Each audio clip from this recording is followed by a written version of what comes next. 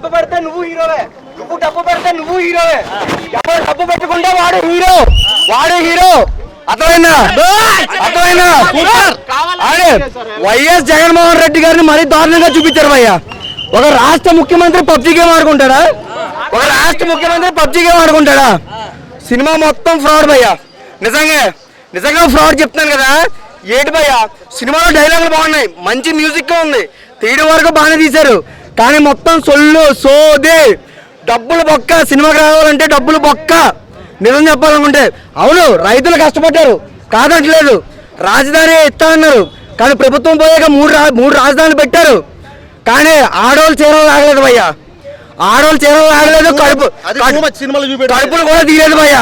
Cinema మొత్తం fraud చెప్తాను కదా.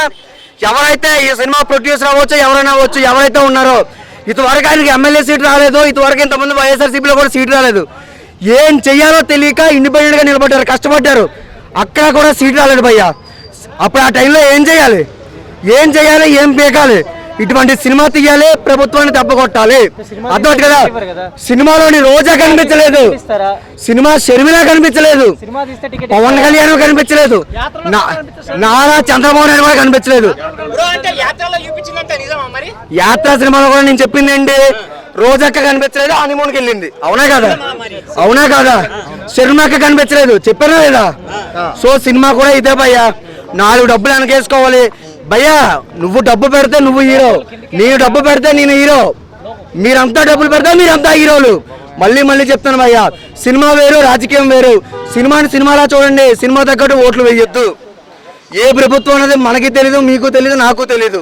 ఎవరు వచ్చినా ప్రజలు బాగా చూసుకోవాలి, ఎవరు వచ్చినా ప్రజలు బాగా చూసుకోవాలి. అంతేగాని ఇలా కించపరుస్తూ సినిమాలు తీయొద్దు.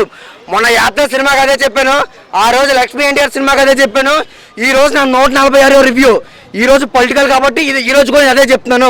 సినిమా వేరు, ప్రపంచం వేరు, డబ్బులు వేరు, దాంతోపాటు రాజకీయాలు వేరు భయ్యా. అర్థమవుతుంది కదా. అవును, మళ్ళీ చెప్తున్నాను, రాజకీయాలు వేరు, సినిమా వేరు. ఆయన ఎవరో డబ్బులు ఉన్నారు భయ్యా, ఆ ఛానల్ ఆయన తగ్గట్టు ఆయన తీసుకున్నారు, అది వేరు ఇది వేరు భయ్యా. మళ్ళీ చెప్తున్నాను, వైఎస్ పొలిటికల్ గా ఎలా హెల్ప్ ఉండదు అంటావు, అంతేనా? యూజ్ లేదు భయ్యా. There is no use of this Rajadhani files movie. అన్షిట్ and bullshit, there is no waste of time and waste of movie, complete movie waste భయ్యా. పొలిటికల్ మీద సినిమాలు చేసి ఎవరికైనా ఇదే ఆన్సరా? డెఫినెట్లీ. నేను ఏం చెప్పాను, యాత్ర కూడా అదే చెప్పాను భయ్యా. ఖచ్చితంగా నువ్వు ఉన్నట్టయితే షర్మిల కనిపించలేదు, అదేంటి సొంత చెల్లె కనిపించలేదు, మాకే బాధ అనిపించింది. రోజెక్క కనిపించలేదు, అదే బాగా అనిపించింది. అయ్యో తెలుగు 1 ఛానల్ కదా, ఇదే చెప్తున్నాను, సినిమా వేస్ట్ భయ్యా.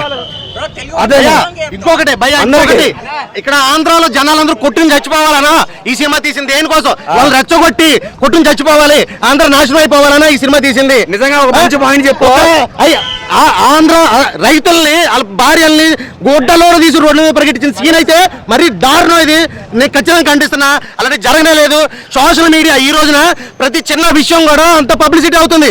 ఇంత పెద్ద గొడవలు జరుగుతున్నాయి, ఇంత జరుగుతుంటే ఈ సీన్లు ఎందుకు పబ్లిసిటీ కాలేదు? నువ్వు చాలా మంచి పాయింట్ చెప్పు భయ్యా. ఒకటే చెప్తాను భయ్యా, ఈ సినిమాలు వచ్చే వల్ల, రాజకీయాలు సినిమాలు తీయడం వల్ల ఎవరికి ప్లస్ వాళ్ళు తీసుకున్నారు. దీనివల్ల కులాలు మతాలు చచ్చిపోతారండి. గొడవలు పెట్టడానికి కారణాలు సగం ఈ పొలిటికల్ సినిమాలే. అర్థమవుతుంది కదా. సినిమా చూడండి, తీసుకుని జనాలు కొట్టుని చచ్చిపోవాలి, అవును, గొడవలు పెడతారు, లక్షలు పెట్టారు, కోట్లు సంపాదిస్తారు భయ్యా. సినిమా పరంగా జీరో భయ్యా, నిజంగా జీరో. ఏంటి వస్తా వ్యూహం సినిమాకి వస్తా, మళ్ళీ అదే రోజు జెన్యూన్ రివ్యూ ఉంటుంది భయ్యా. ఖచ్చితంగా వచ్చాను. కావాలనే బొమ్చిక్ సీన్లు పెట్టారు భయ్యా, కావాలనే చీరలు లాగారు భయ్యా. అలా కించపరిస్తే మీ ఇంట్లో వాళ్ళు మీరే కించపరిచినట్టు. టు బి ఫ్రాంక్ గా చెప్పాలనుకుంటే సినిమా వేరు, రాజకీయాలు వేరు. ఇటువంటి సినిమాలు పాజిటివ్ గా ఎవరి వైపు వాళ్ళు మళ్ళించుకున్నారో వాళ్ళే డబ్బులు పెట్టారు. అర్థమవుతుంది కదా.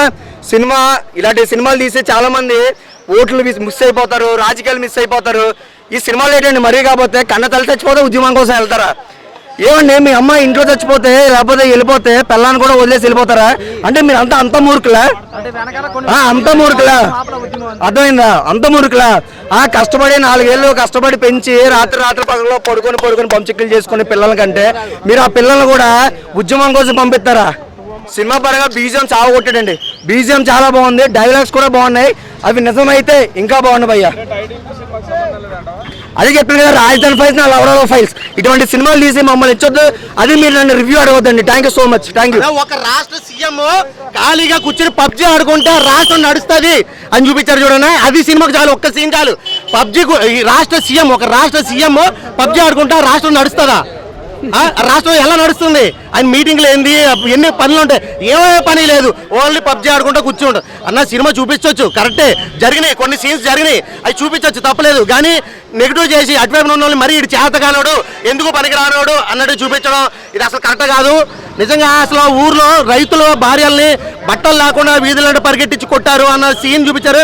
అదైతే మాత్రం నిజంగా చాలా అంటే చాలా దారుణం. అది అలా చూపించకూడదు కూడా. అసలు ఇందులో సీఎం గారు నెగిటివ్ గా చూపించింది ఏం లేదన్నా. నిజం చెప్పాలంటే స్టార్టింగ్ లో పొలాలు తీసుకున్నప్పుడు చంద్రబాబు నాయుడు గారు పొలాలు తీసుకున్నప్పుడు రైతులకు న్యాయం చేయలేదు. ఆయన న్యాయం చేసి ఉంటే పొలాలు తీసుకున్నప్పుడు ఆయన న్యాయం చేసి ఉంటే చంద్రబాబు నాయుడు గారు ఈ రోజున ఈ గొడవ లేకపోదును. పొలాలు ఇచ్చిన రైతులకి న్యాయం